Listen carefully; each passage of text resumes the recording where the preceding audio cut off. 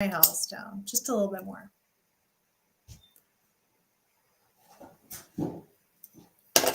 Oh my gosh, it's 8 o'clock on Wednesday, Wednesday, Mercury's Day.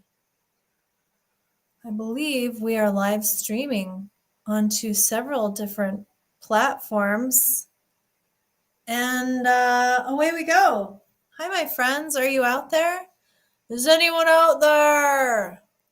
Can you hear me?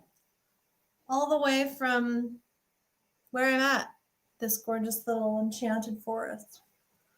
I'm gonna, where's my graphics? This is all still, we're working it out. I'm gonna run this video. Dun dun dun. It's Woden's Day. It's Mercury's Day, the day of thought, the day of prayer. It's also Hump Day. And this is Shootin' the Shoo with Adey Bell. You're watching Shootin' the Shoo.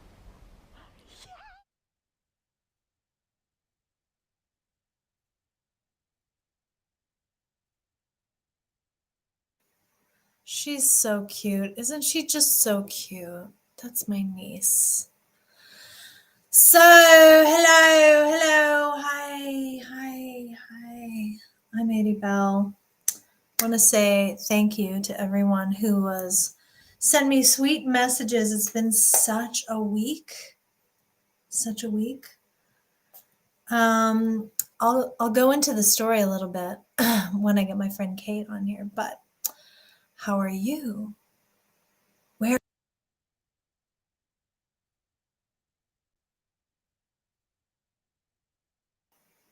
Hi, Cheryl. Where are you in the world? I like to geolocate as much as possible so we can cast the net. I'm glad you're here. We're going to just pull some cards and we're going to talk to one of my favorite friends who's a brilliant artist. Cheryl's from LA. Welcome, darling. I'm glad you're here. And yeah, how are you? What's in your heart? Shootin' the Shoo is kind of my attempt at a midweek drop-in where we just kind of, talk about our feelings. What are our roses and thorns, triumphs and challenges? What are we doing to get through it? What are we looking forward to? What is up? We might pull a card a little bit later today and all the things. I love to write, and I haven't really dug into my writing practice as much as I'd like to. But that's cool because it's something that I am looking forward to and working on and making, smart and reasonable goals for.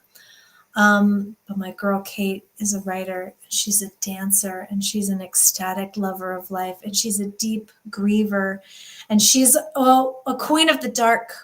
She and I have much in common, and you're going to love her. And she just put out this gorgeous, gorgeous book of poetry called Portland Rain.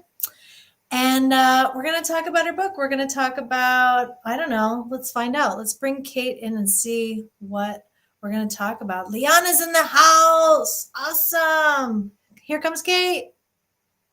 Kate. Hi.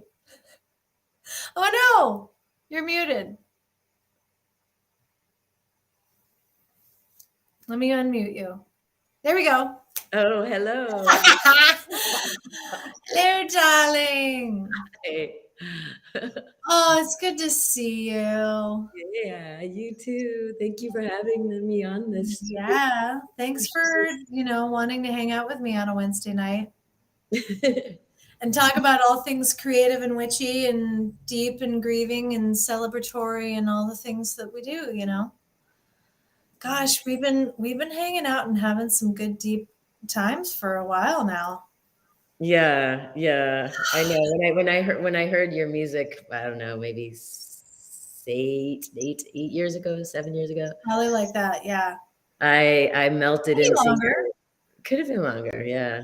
Anyway. But I melted into your message and into your style and felt found by another sister artist, mistress, and less alone in my work listening to your music. So Oh my God, I love you. I remember at Ellsberg's birthday when I played Power and you came in. This woman is an epic dancer.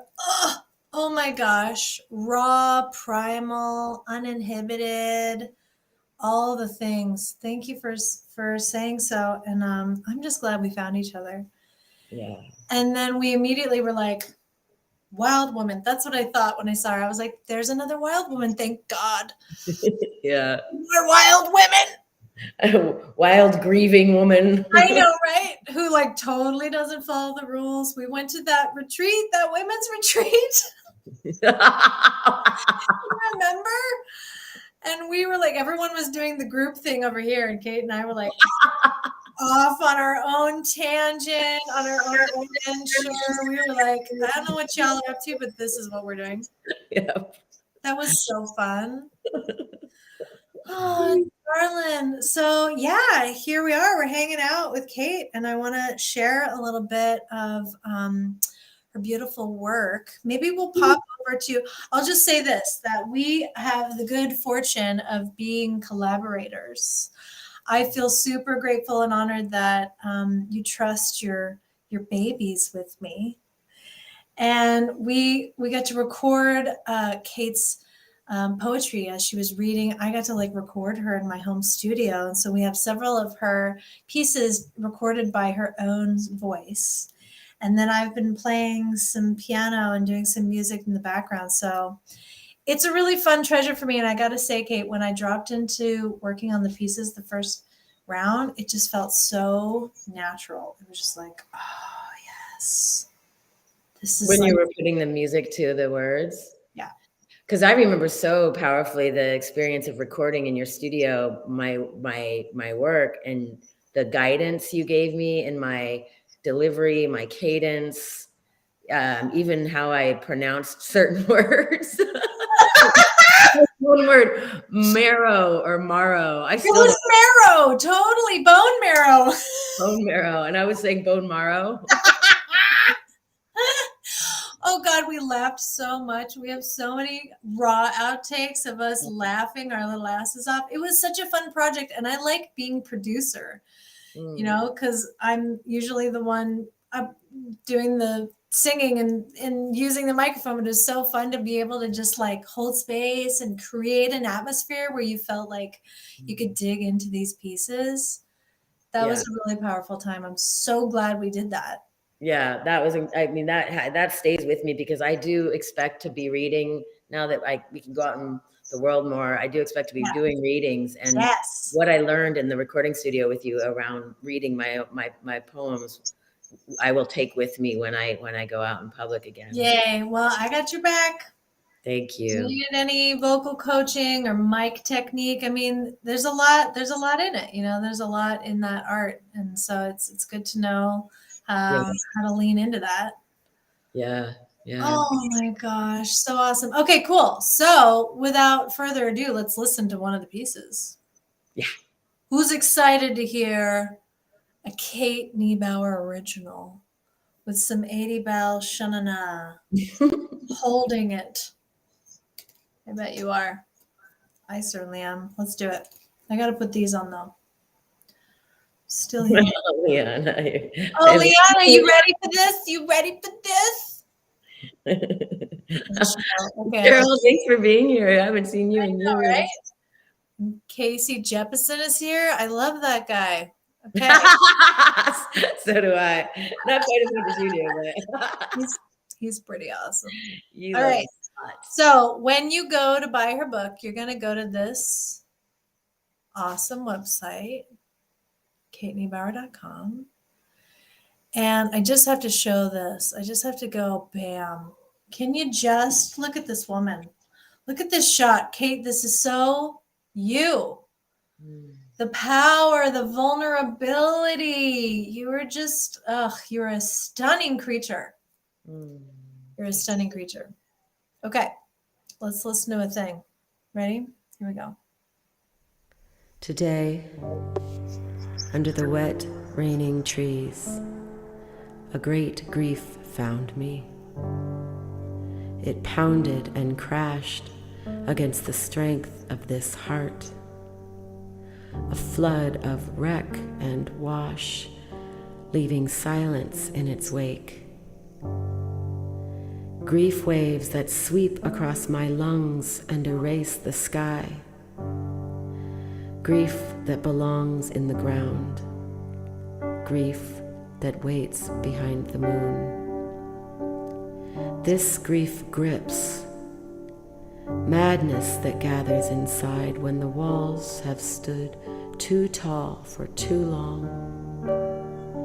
Patiently gathering this grief, I wonder how I am going to hold the awe of life in this body for one more day. It is a grief that strengthens the heart's capacity for love. It is a grief that teaches us to forgive and listens when we have walked away. This is the grief I grieve, a grief that collides with joy as if it could save me, and it has.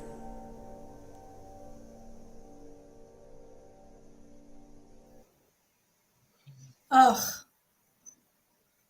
my God. Just the way you deliver that line. And it has.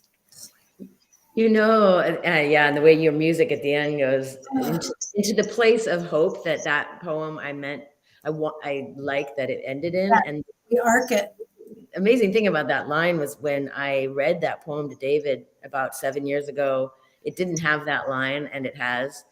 And it was at a time when I was in a tremendous amount of internal grief and pain. And I read it to him, and David has always held for me the hope and the joy and the anchor of yes. And when I read it to him, he was the one that added that line. Oh. And he has it, and it has, because I was turning a corner and he saw it. Yeah. And I went, oh, that is brilliant. Oh, that's so sweet. Yeah. Yeah. It still does that in my life. Yeah. Can we just give kudos to the fabulous masculines that hold the chaotic femme? Yeah, well said. Just funny because as I was flipping over to look at the screen share, one of the cards fell off of the top of my deck, and it's the Shaman of Wands, which it's the Shaman of Wands. It's like the King of Fire. And it so just represents, I thought of Casey and David, and I was just like, yeah, these really potent, powerful men who are here and just stalwart support, just like, oh, go get it, fierce one, like make your art, do your thing. And so we deeply bow to David Niebauer. And Casey Jepson. I know anyone who can handle us. Well said.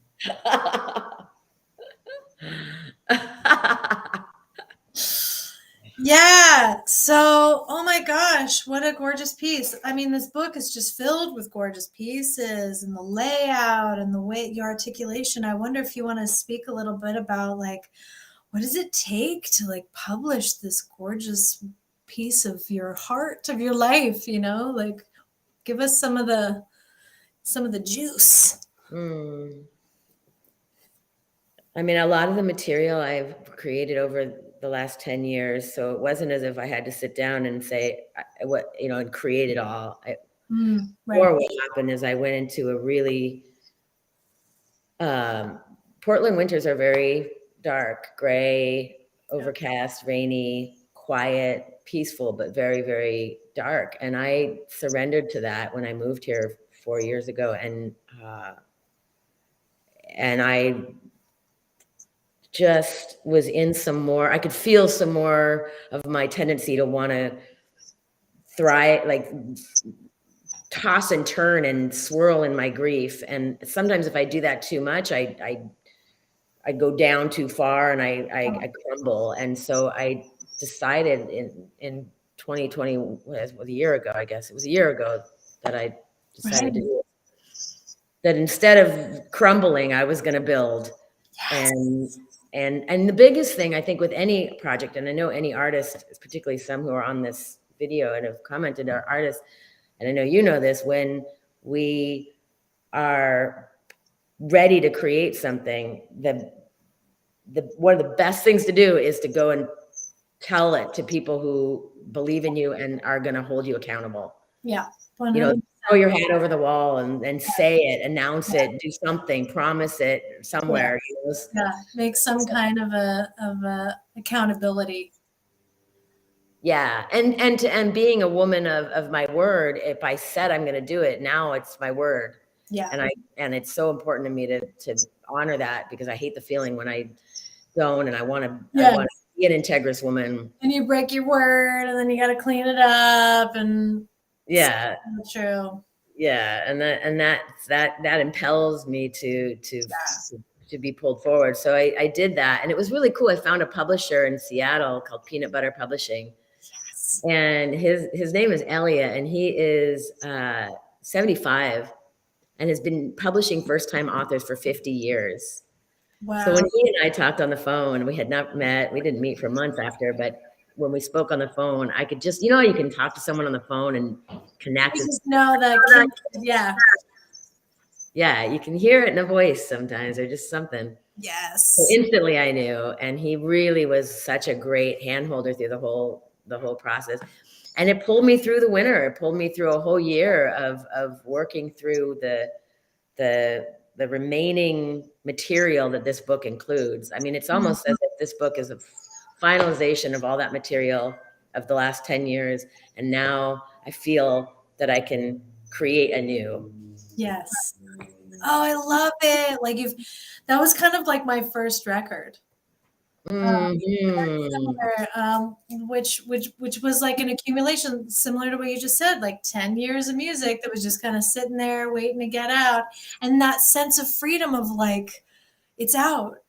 Now it's like, ooh, it's all above board, right? It's like all fresh from here. That first record of yours is what you were playing a lot of when I was first discovering your music. Yep. It was a bunch of my repertoire. So like, it was so, I love it. It's that feeling of like, when you actually put something out there and it's outside of your psyche, it's like giving birth, you now have a baby and now you've got room for more babies, right? Yeah. So that's awesome. I love that. Yeah. And I can so relate to the darkness of winter, living in Montana for so many years, and then also being in Oregon, and like, yeah, man, it gets cold and dark, and having some kind of craft, some kind of creation, something that you're seeding, something that you're curating is so essential. Yeah. And you're such an introvert, darling. That has trained myself to be an extrovert to survive in this society. Yeah, no, there's a name for it. I think you and I are extroverted introverts, which I think means something like we mostly recharge solo. Mm-hmm. But we can also, when we go out, it's like concentrated doses. And we can get energy and exchange energy, and it feels really good. And then like we go back and we repair. Yeah, and integrate what we just experienced interacting with it. I have to integrate my experiences alone. Yeah, I do too. Yeah, and what do you do when you're integrating? What's your integration process after? Like when you've gone out, for example, when you do these shows or wishcraft, or when you perform live, what do you then incorporate the experience of tossing your soul out into the world? Well, for wishcraft and also just live performance, like doing my shows, when I was younger, I would get these terrible, terrible headaches like right after the show. And it happened consistently. And I realized something was off. And I was like, I didn't know how to close down the cycle or the cipher. I wasn't aware of, I was opening up powerful vortex, and then I wasn't really paying attention to closing it down. So over the years, I've learned how to just close down my own ritual, which really helps. You know, you just like closing down. So it's like, I don't have to stay all open to all the everything. Now I'm starting to come down. So that's like number one. And then, oh man, for me, it's like the next day I need bare feet on the woods. Like I need to have my journal, and I need just like nothing on it. Like nobody's expecting me to be anything or do any, you know.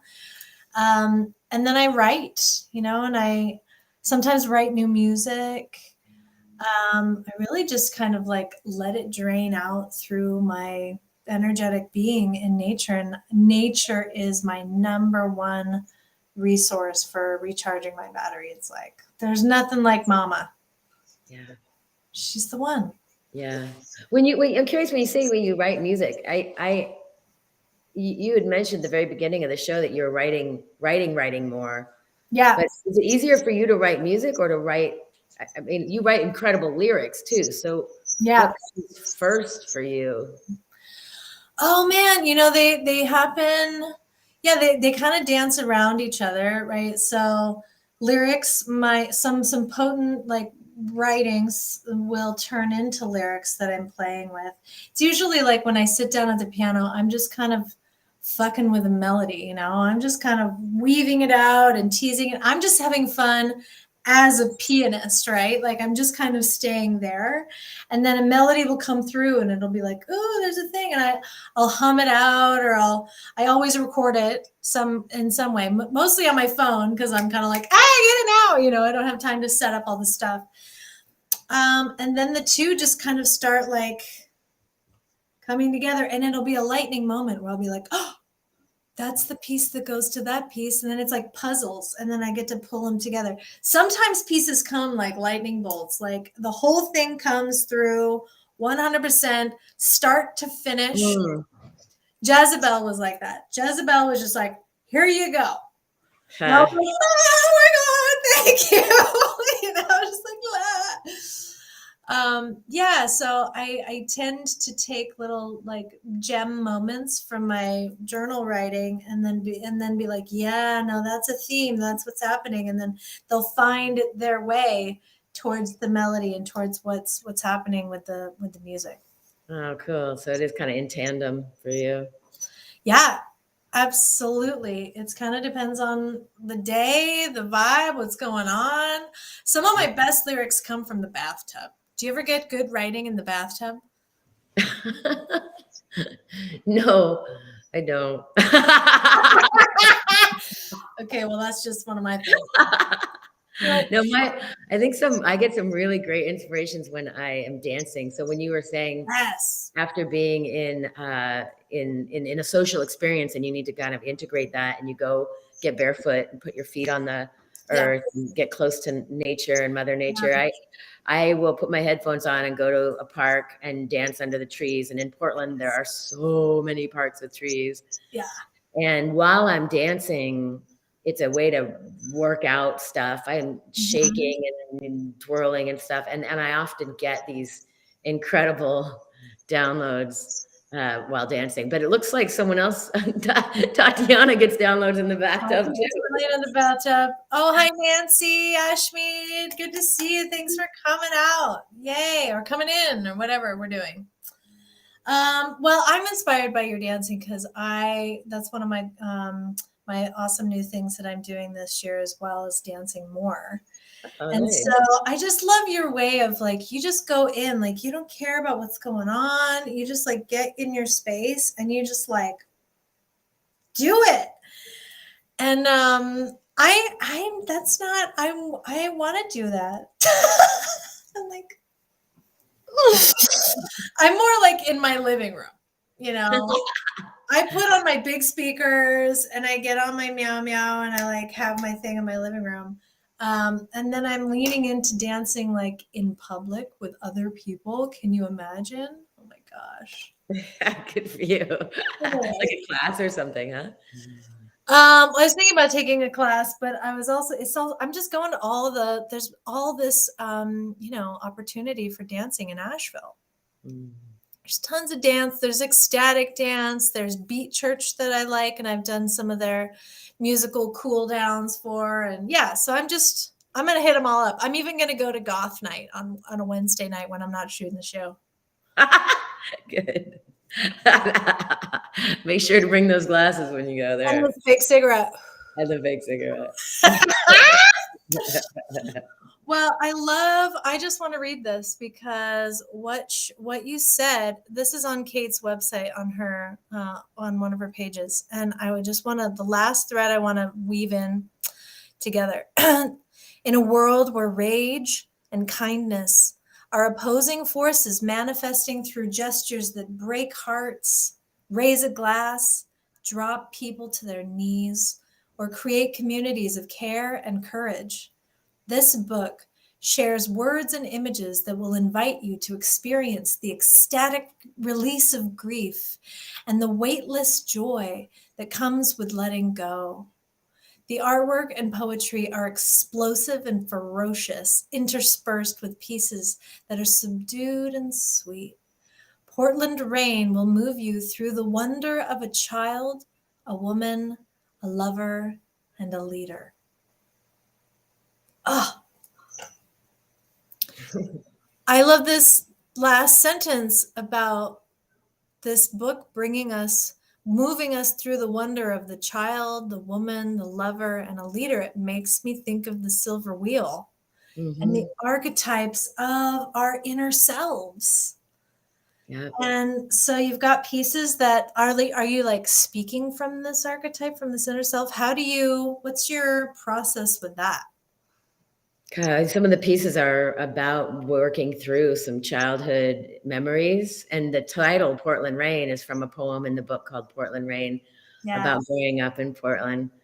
And when I moved back here after being in the Bay Area for 15 years, and before that, New York for 5, I came back here after being away for 20 years and had such a beautiful and painful coming home to memories and to coming home. And it was a very beautiful experience to be writing this and remembering my childhood and kind of working through some childhood experiences. And then the woman that I had become while I was away for 20 years. Right. Integrating that into the pieces and the work. And it was a little, it was a great experience for me to call myself a leader, because the humble and the part of me that's humble and also lacks confidence at times would have disagreed with saying that. Right. And however, when I think about the woman I have become and I go through my resume, be it a spiritual resume or my actual what I've been out in the world doing kind of resume, I look at it and think, yeah, I've become a woman who is a leader, and I can say that. Absolutely. So that was cool. Ah, so good. And leader in so many fields. I wonder if you want to speak about all the work that you've been doing with the racial justice there in Portland. Well, I started in 2015 in Oakland. That's right. Yeah, with Surge, showing up for racial justice. Yeah. Which is now a national, it's a national organization also in Canada. And there's 150 chapters in Canada and the United States, which has grown continuously since about 2009, I think. But it has really been beautiful for me as a white woman to be in a community of white people led by organizations of people of color that are giving Surge guidance and feedback, so that we are, as white people, are doing work that is in alignment with the voices we want to uplift. Right. But it also it's been very healing for me to do this work so that I can reconcile within myself what it is like to be in this world today as again, as a white woman. And my writing, what I write about is about, well, a lot of it's about sex, death, and racism, which was the project I did previous to this book. And this book got a lot of those topics in it too. So it's been great for community. It's been great for my own awakening, and yeah. So good, honey. I'm so proud of you. Thanks. Ah, good work. Oh, Brandon asked, where can you get Portland Rain? The only place you can get it is on my website. I chose not to distribute it on Amazon, and I am going to local bookstores in Portland. There could be one in Seattle, but right now it's very local and can only. Thanks, Adey. Here's the website, baby. And since we're here, let's listen to the other piece I did. Yeah. Look at this picture. Oh, I love it. This is just one of my faves. Here we go. If I Could by Kate Niebauer.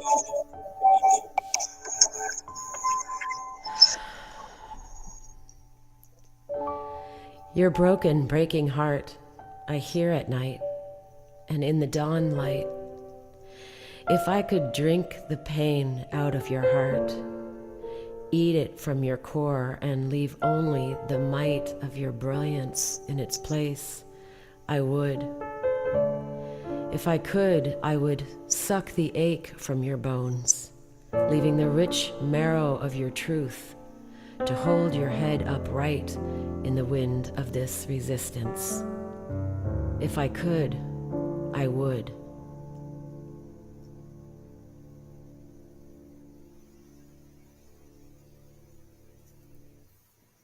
Oh, I love how you got the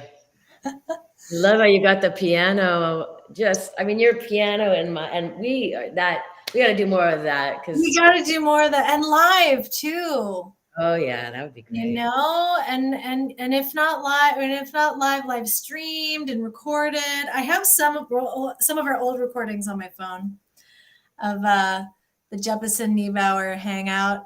You do?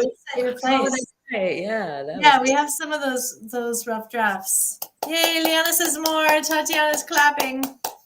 Thank you. Oh, thank you, Nancy. Yeah, that piece in particular. I mean, I said before that when I started working on this, it just came really naturally. I just felt like I knew where to move and how it was all going to flow. And that piece in particular, it starts out as it's like a waterfall, and it starts here. And then it comes here and it like wraps around your words, like wraps around you. And then it's like, I just wanted to be like a ribbon of music of like, Yeah,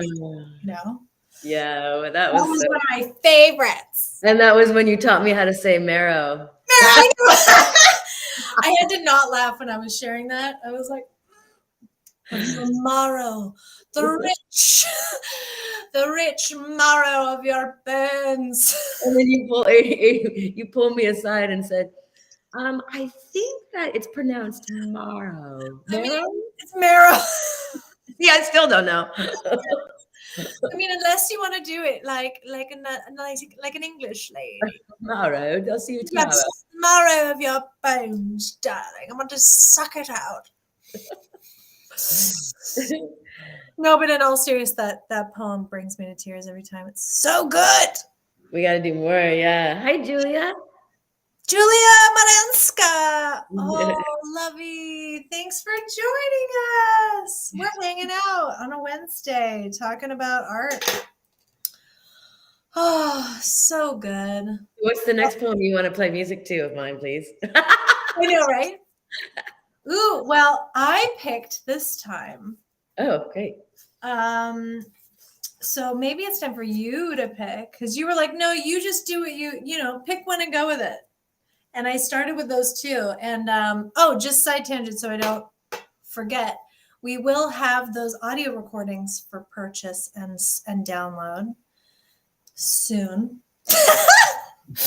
I want to get a couple more done, and then we're going to throw them up probably on the Oracle 88 on the 80 Bell Bandcamp, and then you'll be able to stream them and listen to them and have them for yourself. So just so you know, that's coming. But I have some more of your recordings. You want to listen to them? Yeah, I don't think I've heard them. Yes, with your music? No. Yeah, no. Not with my music. Yeah, no, we only have the two. We have, I wonder if it'll let me play this though. That's a thing we don't know about yet. Here's our finals. Okay, do you want to listen to Portland Rain? Days of War. Oh, that's the two. Or America. Portland, Maine. Let's listen to Portland Rain. I don't know if it's going to work on this. So I'm going to press play and see. I mean, I could also read it. Will you do that? I thought you had your piano to that one, and then I was going to be excited. In fact, to your request, I would love for you to do the piano to that piece next. Got it. Request accepted. Awesome. Yeah, read us Portland Rain. Read us Portland Rain. Cool. Yeah, and it'd be neat to have your piano to this one because it's longer, so you can do your magic a little longer. Totally. Portland Rain. I am from the sour taste of cold coffee. No milk in the house. I am from green apples, picked on tippy toes and peeled in front of the TV. I am from the scent of stuffed animals, kept in dusty corners of old unkempt Victorian houses, wood paneling, moldy mauve bathroom tiles, heating vents pushing basement sounds through the house, the susurrus sound that protects outdoor noises from creeping into my morning ears. I am from Jiffy Muffins, whose dried blueberries open up in the doughy heat of a pre-warmed pre-war oven, and boxed mac and cheese, plastic cheese taste, with an occasional crunchy noodle undercooked underneath another noodle. I am from hot baths, blown on like a bowl of soup, waiting to be cooled enough to eat, to step into, scrubbing child skin covered in street dirt and cement stains. I am from the pressed rose petal scent that comes from J.C. Penney bottles, purchased with the milk money, and placed behind my mother's earlobes, waiting for a new man to enter the house. I am from cold classrooms where little elbows turn pink and rashy from resting in student pose, hunched over times tables, homework pages 2 through 14. I am from Portland, Oregon. The gelid coastal air, Douglas firs, pine sweet needles, city-scoured bark bits floating on brown ponds with stale bread-fed ducks, maple leaves stuck to jasmine bushes and scent of rain, still outside for 7 days straight, inviting a someday sunshine and promising that is enough. Mm-hmm.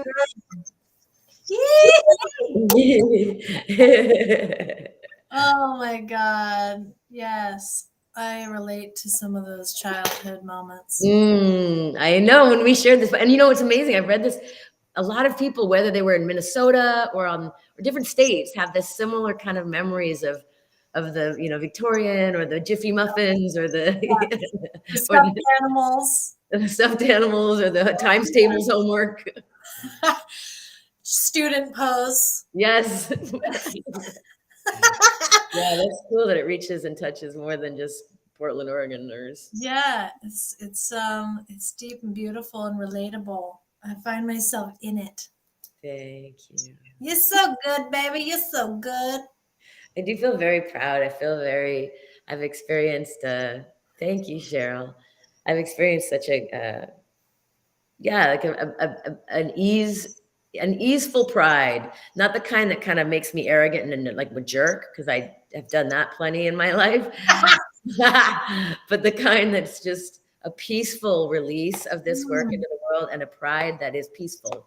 Yeah, it's a maturity. It's like you're standing on your own 2 feet because your work is good. Yeah. I love it. There is a maturity of like an artistic, expression in that area where you're just like, you know what? This is awesome. I did it. Yeah. I mean, you must have felt that even after your first album, because that album is extraordinary. Oh man, I wrestled with that first one for a long time. I felt the pride of like, well, shit, I said what I was going to do. But it made me very nervous for a super long time. The first album that I really felt like, yeah, I did it, was Silver Wheel. Ah, wow. So Silver you didn't Wheel. have, okay. I mean, Yeah. that is an amazing album too, but you didn't get to experience that same feeling from the first one because you were in the state of shock or something, or Oh yeah, shock, and it was just all, and it was just like it wasn't perfect, and I was still caught up in this perfect thing at that time, because we did it on such a low budget and we didn't have all the things, and I had this idea that it had to be a certain way, a certain level of production, or no one was going to take me seriously, right? And so we didn't really get that. But of course, years later, and Michael freaking Ellsberg was the one who like dosed me with my own medicine one night when we were having a cathartic togetherness, and he played pieces from Rogue that like cracked me open. It was like I'd never heard it before. And I got to honor that young woman. I mean, I was like 26 when I did it. So I got to just be like, girl, you were 26. You didn't know how to record your piano. You didn't know anything. And you just went out and did it. And I love her. nice. And having Michael or any like close friend who sees the artistry that you are and that you create, listen or echo your work. It's like you can hear it again through someone else's listening, and Absolutely. that's a gift. Oh my gosh, that is such a gift. So how do you think, what's the equivalent of like a published book? Like how do you get to experience it through other people's eyes and ears as they give you feedback, or what does that look like? Gosh. I mean, because I've done so little marketing with it, I have as of yet. Have a focus group yet? Yeah.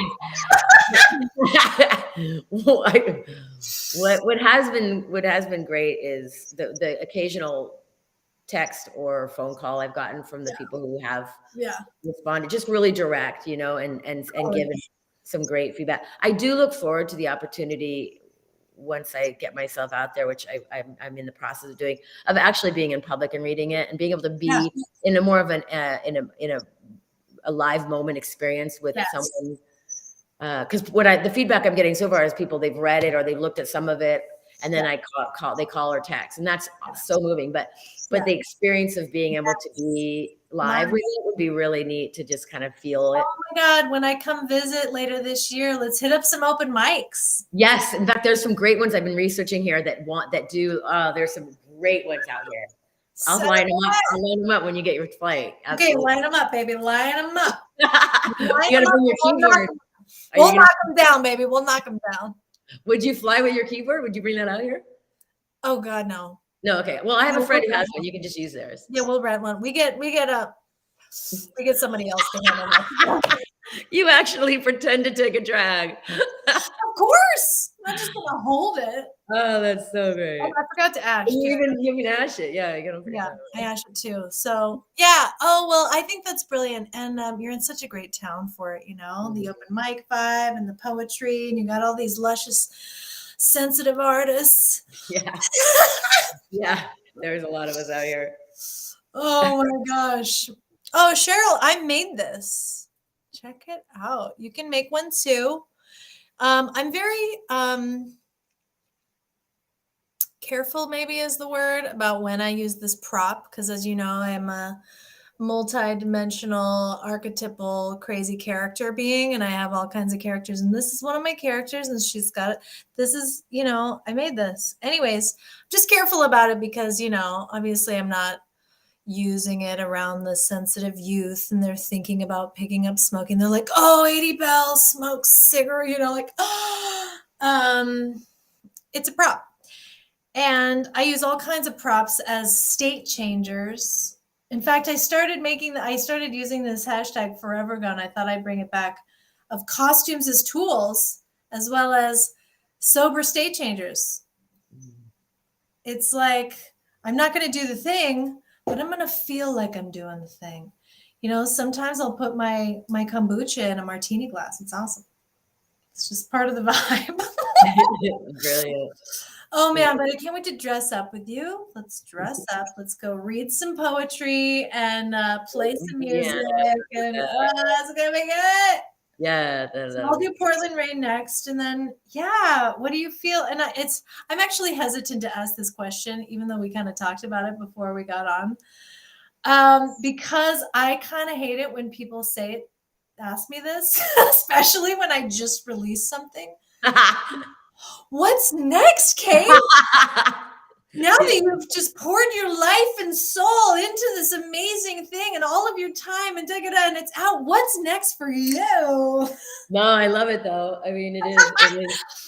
I mean, as an artist, I know you think that too, though. And even though it's, it might be as soon as this came out, I thought, okay, great. Now what's next? Now what am I going to do? I know. And I've had this vision ever since I moved back here. When I grew up in Portland, I was referred to in school, in middle school and grade school, as a street scrap, because I didn't have a lot of money, and I was a latchkey kid, and I was on the streets a lot, and I was dancing in the streets with the neighborhood kids, and I roaming the streets, and so I was a street scrap. There was a couple of us, and so I've had this idea of doing a dance school, outdoor dance school during the school year at a park, near a school or something, called Street Scrap Dance Academy. Love it. Yeah. And I wanted to just do like, because out here they have basketball courts in all of the parks, but they're covered because it rains so much. And then a lot of them have lighting. So you can even be out there a little bit into twilight and it's lit up. And, after school, kids could come out and under the basketball court. So I've been playing around with that. My girlfriend was like, make sure you go through a community center or a school. Yeah. Or something. Yeah. You get a little boundaries, a little legitimacy. Well, you're like, come on, kid. Yeah. And when I dance, I can look a little freaky. So I don't care. Scrap you little punk ass. We're going to have fun. It's going to be amazing. Right. To scare them parents or something. Right. Oh, no, I think that's a brilliant idea. Yeah. Community, you can find some kind of banner and, Yeah. Some kind of sponsor. The Street Scrap Dance Academy is brilliant. Thanks. Yeah. Boo. So good. Yeah. And Tatiana's daughter, Aurora, is an amazing dancer. Wow. How old? She's about to be 8. She would just That's the age. Yeah. She'd rip it up, man. And I would love to work with 8 to like 12 before all the hormones start kicking in and the self-consciousness happens. Totally. Yeah. Because they're still unfettered and they're like, yeah, what's up? What's up? What's up? That's brilliant. I highly endorse this message. You have my stamp of approval, darling. I think this is a marvelous idea. I love it. Yeah. Other than that, I just want to get out there and do some open mics and kind of be out there a bit more. And keep writing, and I'm sure you're already compiling, and you've got all your new stuff, and there's all this new fresh energy on your horizon. It's going to be so good. Yeah, we talked about this briefly before the call. It's funny because now that I'm a healthier, happier woman than I've probably ever been in my life. This book is so much from. Thank you. She just says casually, now that I'm a healthier, happier woman than I've ever been in my life. No big deal. Now my writing's not good. Like the suffering is what made my writing so good. Isn't that just a silly old cliche? I know. I'll figure it out. We'll figure it out. There is there's some truth to it. I'm totally with you. And I know you can channel. There's so much devastation. You can channel all the devastation. Yeah, that's true. I can tap into the world's devastation. Exactly. You don't have to have it in your personal sphere. Right. But it's kind of out there. I mean. Yeah, no, that's it. That's that makes me want to look up your chart again. Do you remember what your moon sign is in? No, I'm so bad at that stuff. I don't even remember what time I was born, remember? That's true. Of course, I don't remember. In my database. Anyways, you do tune into the pulse of the collective. Mm-hmm. And we have that in common, you and I, around like,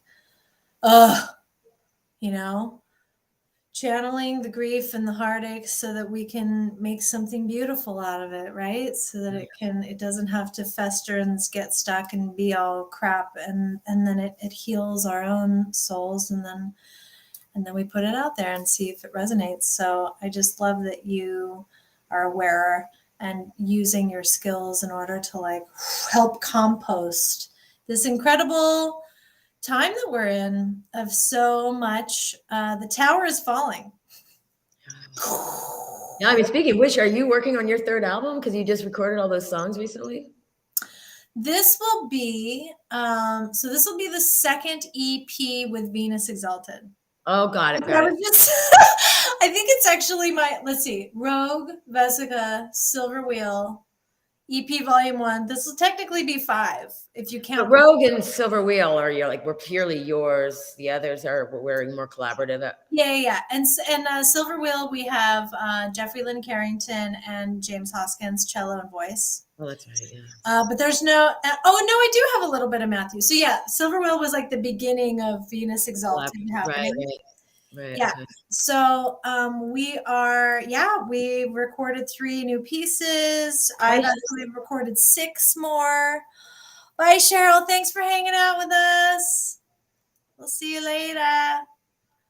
I'm in production mode. I'm about to Elizabeth Gilbert, she inspires me so much. And one of the things she talks about is that when she goes into a book, she actually throws a little going away party. And she announces, going back to letting your community know what's up for you. She just announces, hey, I'm about to go into this book and I don't know when I'm going to emerge and I won't be as available. I might not answer your calls. I might not be on the thing you do, right? And she has a little party and then she dives in and then she has a coming out party when she's. Oh, that's so great. Like a goodbye party for a while. Yeah, totally. Just as a way also to connect with friends and be like, I love you. It's not. Yeah, don't think I don't love you. Yeah, don't think I don't love you party. That's great. Are you thinking of having one of those soon? Well, I only have 2 friends here in Asheville. It would be like a Zoom party. Hey, everybody. That's hilarious. No, but more of some kind of a community announcement, hey, I'm in production mode. And I've kind of been in and out. I've been working this piece a little more not linearly, I guess you could say. We're super spacious because we're mostly recording a lot of my players long distance. But I am about to go into the next phase of production, which is much more me mixing, working with my engineer and putting all my finishing touches on. And so I'm about to kind of dig in a little bit. And I don't know when it's going to be out, probably summer. Oh, great. But I'd love to do some, we've never done a music video. Can you believe it? And I can't because your visuals on your website and your Instagram posts and your cover. I mean, that. Never done one. Oh, I kind of like it that way until we find the right, setup and because I'd rather have 0 music videos out there than a couple crappy ones. Yeah, 0 and 1 really incredible one if that's all you do. Yeah, that's all we need. Wow. Yeah, no, I get that. I'm looking forward to meeting some collaborators and doing some video this year. It's interesting how for you, summer is kind of where you said you were going to take a break from wishcraft. Yeah. And it's kind of when you kind of go in, not inward necessarily, but you leave a bit of the external. I'm the inverse. I'm the inverse. That's cool. Well, what's interesting too, because, I'm going to bring palmistry into this just because I can. I had my palm read by Markella, and she's amazing. If you guys want to get your inside hand analysis, I will put her somewhere. Just email me. Anyways, she is incredible. And one of the lines that I have on my hand is she calls it the Persephone headline, which I kind of want to title something like my newsletter, Persephone's headline. Anyways, it's so wishcraft is set up for the Persephone season in that we start it in late October when we're headed into fall. And then we play it for 6 months. And then I emerge in March. So we have 2 more wishcrafts. We have 2 more wishcrafts. Next Saturday night, the 18th, and then March 18th is our final ones for the season. And then, I just like to get outside. I am terrible office person. Oh my God. Staying indoors for many hours with the things and it's really challenging for me when it's really nice out.